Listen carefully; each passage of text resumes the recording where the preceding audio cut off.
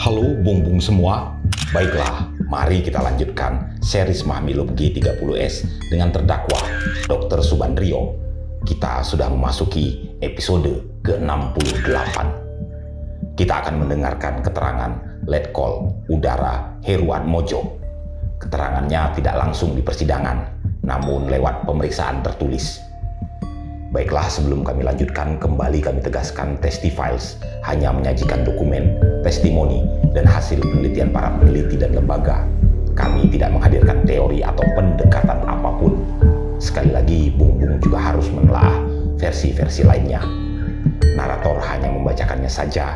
Gaya, intonasi, emosi, aksen, atau logat dari pembacaan ini tidak sama persis dengan sidang sebenarnya kala itu. Hanya untuk kepentingan memudahkan membedakan orang yang sedang berbicara.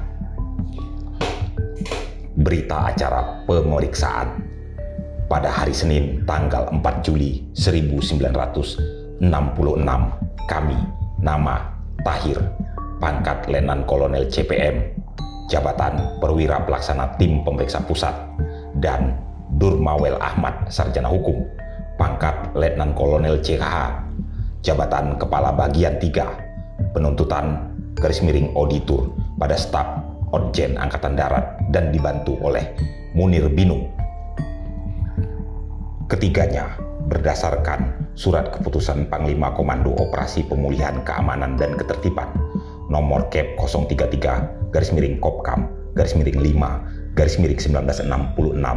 tertanggal 9 Mei 1966 adalah anggota tim pemeriksa pusat telah melakukan pemeriksaan terhadap seorang laki-laki yang mengaku bernama Heru Atmojo, pangkat ex-letnan kolonel udara penerbang, umur lebih kurang 37 tahun, lahir tanggal 24 Januari di Jember, jabatan terakhir asisten Direktur Intelijen AURI, agama Islam. Atas pertanyaan yang diajukan oleh pemeriksa, maka ianya memberikan jawaban sebagai berikut. Apakah saudara dalam pemeriksaan ini ada merasa sehat badan atau pikiran? Ya, saya sehat badan dan pikiran. Apakah saudara mempunyai hubungan kekeluargaan atau darah dengan Dr. Subandrio? Tidak. Coba saudara uraikan riwayat hidup saudara secara singkat dan jelas.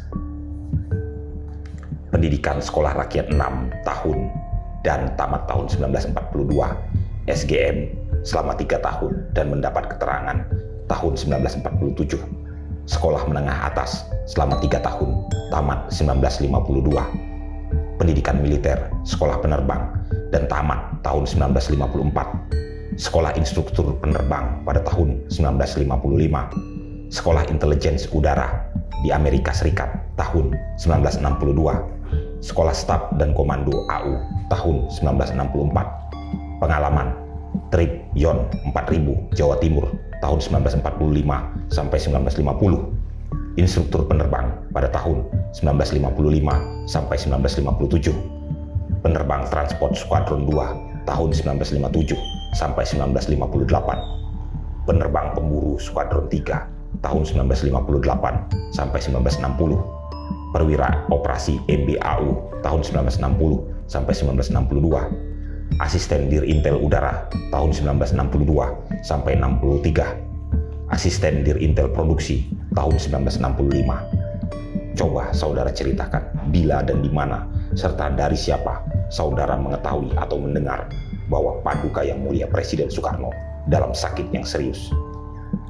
Kira-kira pada tanggal 4 Agustus 1965 pagi, kira-kira jam 07.00, saya dipanggil oleh Komodor Udara Dewanto, Deputi Operasi Merangkap Direktur Intelijen Depau, ke kantornya.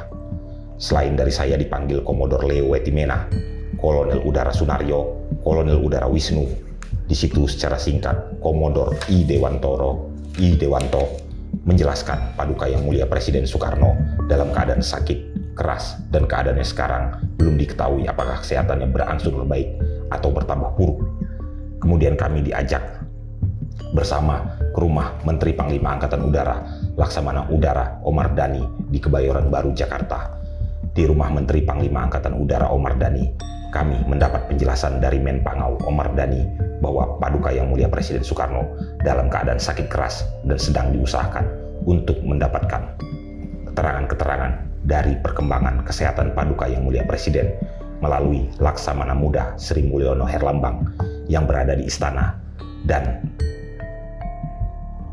perwira-perwira yang berada di istana.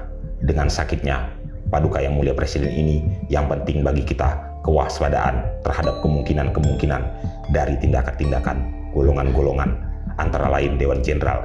Dan pada waktu itu Menpangau Omar Dhani mengeluarkan perintah operasi utuh. Dalam pada itu Komodor I Dewanto melaporkan kepada Menpangau Omar Dhani bahwa ia serta saya sendiri dan Mayor Udara Kadarismo akan berangkat ke Bandung untuk menyampaikan keadaan itu semuanya dan pelaksanaan operasi utuh kepada Pangkorut dan Pangkopau dan Pangkohnut yang berada di Bandung. Coba saudara ceritakan, bila, di mana, dan dari siapa saudara mengetahui mendengar bahwa ada Dewan Jenderal akan melakukan tindakan-tindakan. Tentang Dewan Jenderal akan melakukan tindakan-tindakan, saya dengar dari Menpangau Omar Dhani di rumahnya di Kebayoran Baru, Jakarta pada pagi hari kira-kira tanggal 4 Agustus 1965.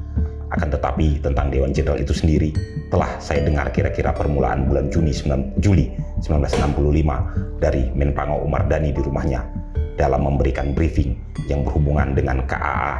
Kedua, Menpangau Omar Dhani menjelaskan juga adanya Dewan Jenderal yang menyebutkan nama-nama anggota inti dari Dewan Jenderal, yaitu Jenderal Aha Nasution, Jenderal Ahmad Yani, Jenderal Haryono, Jenderal Prapto, Jenderal S. Parman. Sedangkan menurut ingatan saya, Menpangau Omar Dhani menyatakan bahwa Jenderal Soeharto tidak termasuk dalam anggota tersebut. Pertengahan bulan Juli 1965, saya mendapat keterangan dari Brigjen Polisi Sutarto kepada staf BPI tentang adanya bekas Kolonel Kawilarang mengadakan rapat-rapat dengan perwira-perwira ex-PRRI di Lampung dalam rangka kegiatan-kegiatan Dewan Jenderal.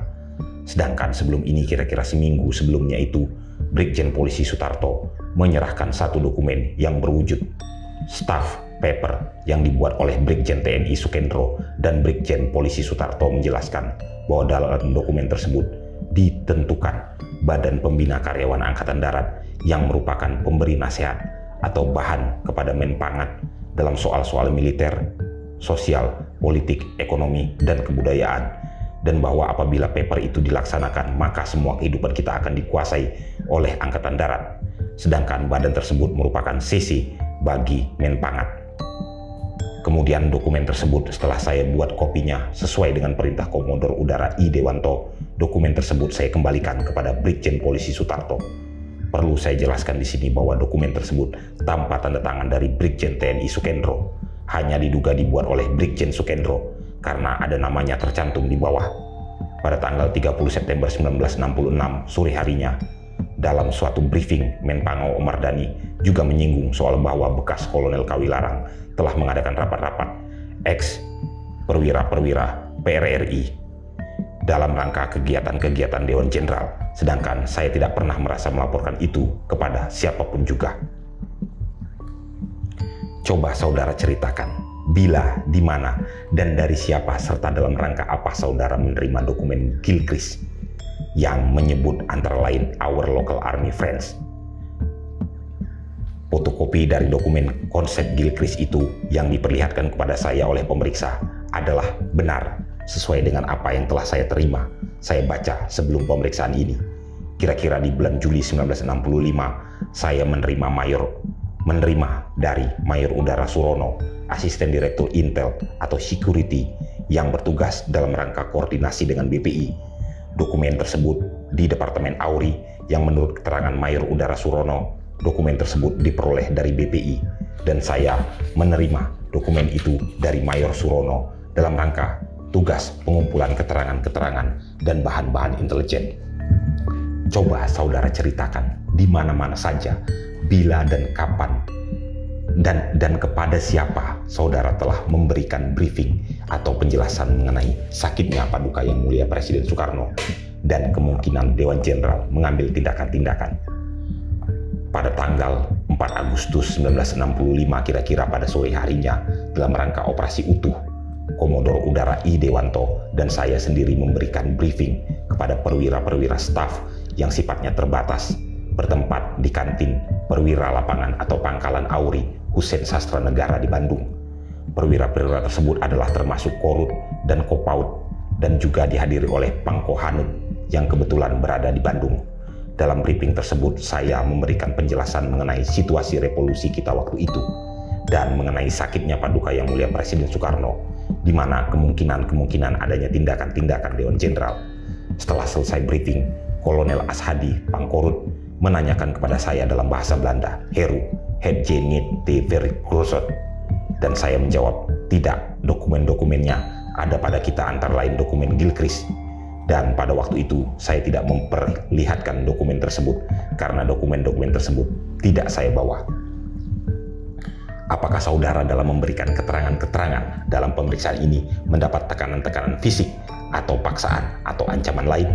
Tidak ada, dan saya memberikan keterangan ini adalah secara sukarela. Apakah ada yang akan saudara terangkan lagi dalam pemeriksaan ini?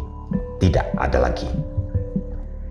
Setelah berita acara pemeriksaan saksi ini dibacakan kembali kepada yang diperiksa dan kata-kata yang dimengerti, maka ianya Heru Atmojo masih tetap dengan keterangannya yang semula ketika di atas ini, dan untuk lebih menguatkan keterangan tersebut, maka ianya membubuhkan tanda tangan seperti di bawah ini yang diperiksa tertanda Heru Atmojo. Demikianlah berita acara pemeriksaan saksi ini dibuat dengan sebenar-benarnya dengan mengingat sumpah jabatan, dan kemudian kami tutup serta tanda tangani di Jakarta pada tanggal tersebut di atas. Pemeriksa 1 tertanda Tahir, Letnan Kolonel CPM, NRP 12766. Pemeriksa 2 tertanda Durmawel Ahmad, Sarjana Hukum, Letnan Kolonel CKH, NRP 12500. Pemeriksa 3 tertanda Munir Binu, Inspektur Polisi tingkat 1. Setelah pembacaan auditur selesai, ketua menanyakan kepada tertuduh sebagai berikut. Apakah tadi sudah didengarkan dan apakah yang hendak dibantah soal ini? Tidak ada. Dari pembela juga mengenai persoalan ini? Tidak ada.